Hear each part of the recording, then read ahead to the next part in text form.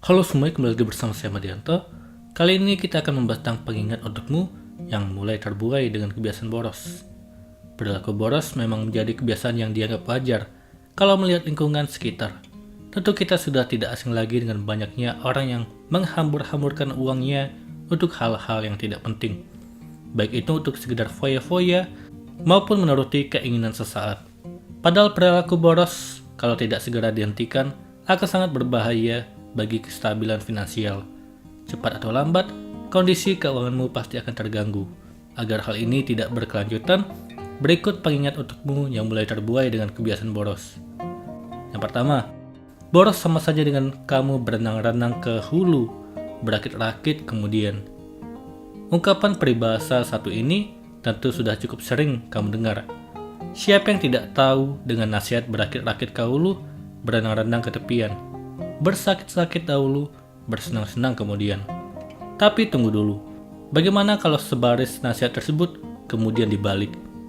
Ini menjadi gambaran bagi kamu yang masih setia memanjakan perilaku boros. Seperti peribahasa yang dibalik, berenang-renang ke hulu, berakit-rakit ke tepian. Perilaku boros membuatmu senang hanya di awal saja, tetapi di kemudian hari akan terseok-seok kesusahan. Kedua, memanjakan sifat boros sama saja dengan menggali lubang jebakan untuk diri sendiri. Boros seolah menjadi perilaku buruk yang dianggap wajar. Banyak orang yang secara sadar ataupun tidak terseret dalam perilaku tersebut, hanya karena menuruti gengsi atau tidak dapat mengendalikan keinginan. Pada akhirnya banyak uang justru berakhir dihambur-hamburkan. Padahal memudahkan perilaku buruk satu ini bisa membawa risiko fatal bagi diri sendiri. Kebiasaan membeli banyak barang yang tidak diperlukan, berfoya-foya maupun kegiatan-kegiatan yang memicu pemborosan lainnya, sama saja dengan menggali lubang jebakan yang akan kelak membuat kondisi keuanganmu tumbang. Ketiga, boros dapat membuat kondisi keuanganmu tidak stabil. Berbicara tentang kondisi keuangan, semua orang pasti setuju kalau kestabilan finansial adalah hal penting yang akan mempengaruhi banyak aspek dalam hidup. Mengingat hal tersebut, sudah seharusnya bagi kita untuk menjaga kestabilan finansial sebaik mungkin. Tapi yang jadi pertanyaan, bagaimana kalau kita masih terjebak dengan perilaku boros? Perlu diketahui, perilaku buruk satu ini, kalau tidak segera dihentikan, bisa membuat kondisi keuanganmu tidak stabil. Kalau ini sampai terjadi, bisa dipastikan kehidupanmu akan kalang kabut berantakan. Kebutuhan-kebutuhan penting yang seharusnya dipenuhi justru berakhir terbengkalai. Keempat, memanjakan perilaku boros sama saja dengan menjalani kebahagiaan palsu. Memanjakan perilaku boros sekilas memang terlihat menyenangkan. Membeli banyak barang bermerek yang selama ini diidam-idamkan, menuruti apapun keinginan hati, ataupun memborong barang-barang yang saat ini menjadi tren dan diinginkan oleh banyak orang. Tapi apakah itu sikap yang bijak? Jawabannya tentu tidak. Hal penting yang harus kamu ingat ketika terjebak dalam perilaku buruk satu ini, yaitu pemborosan sama saja dengan kamu menjalani kebahagiaan palsu. Kesenangan itu perlahan-lahan akan memudar seiring kamu sadar bahwa kondisi finansial sudah sangat terganggu. Kelima, pasti kamu tidak ingin bahagia di awal, tapi sengsara di akhir. Siapa sih orang yang tidak ingin merasakan kebahagiaan dalam hidupnya? Bisa dipastikan semua orang pasti menginginkan hal tersebut. Namun kemudian, kebahagiaan ini juga tergantung pada diri kita. Apakah memilih kebahagiaan sesaat atau kebahagiaan dalam jangka panjang? Salah satu pengingat untuk kamu yang mulai terjebak dalam perilaku boros, yaitu yang terkait kebahagiaan tersebut, pemborosan hanya akan membuatmu merasa kebahagiaan di awal, tapi sengsara di akhir. Tentu kamu tidak ingin kalau harus mengalami hal tersebut. Perilaku boros memang menyimpan dampak buruk tersendiri. Kalau kamu mulai terbuai dengan hal tersebut, renungkan pengingat tadi. Tentu kamu tidak ingin kalau hidup berakhir berantakan karena memanjakan perilaku boros. Anggapan soal hemat yang perlu diluruskan yang berbeda dengan pelit. Pasti kita sudah sering mendengar nasihat untuk membiasakan diri berhemat, baik itu nasihat yang disampaikan oleh orang tua, orang-orang di sekitar maupun nasihat tertulis yang bertebaran di media sosial dan berbagai artikel lainnya.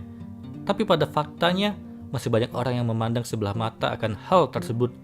Hal ini terbukti dari banyaknya orang-orang di sekeliling kita yang masih memiliki anggapan kurang benar tentang apa itu hemat. Lantas apa sajakah anggapan terkait hemat yang perlu dibenahi dan diluruskan. Berikut ulasannya. Yang pertama, hemat bukanlah pelit.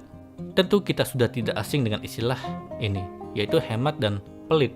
Tapi yang jadi sorotan yaitu banyaknya orang masih terjebak dalam anggapan bahwa berhemat itu sama dengan pelit. Padahal kalau dicermati dengan benar, ini adalah dua hal yang sungguh berlainan. Menjadi orang yang hemat berarti kamu bisa mengelola pemasukan dan pengeluaran secara seimbang. Kamu mampu menjaga kestabilan finansial agar tidak lebih besar pasak daripada tiang. Sedangkan pelit adalah perilaku di mana kamu terlalu menekan pengeluaran sehingga apa yang menjadi kebutuhan malah tidak tercukupi. Kedua, hemat dan kesuksesan. Walaupun nasihat untuk membiasakan diri berhemat sudah bertebaran, tapi pada kenyataannya masih banyak orang yang memandang sebelah mata akan hal tersebut. Pasti kita sudah tidak asing dengan orang yang berprinsip, sehemat apapun kalau belum waktunya kaya ya tidak akan kaya. Padahal tujuan berhemat yang sesungguhnya bukan untuk menjadi kaya, tapi bagaimana kamu menjaga kestabilan keuangan sehingga kelak tidak akan menyusahkan diri sendiri di akhir. Bagaimanapun juga, keseimbangan kondisi keuangan memiliki peran yang penting dalam kehidupan. Ketiga, berhemat tidak akan membuat uang terkuras pada akhirnya. Membiasakan diri berhemat memang susah-susah gampang.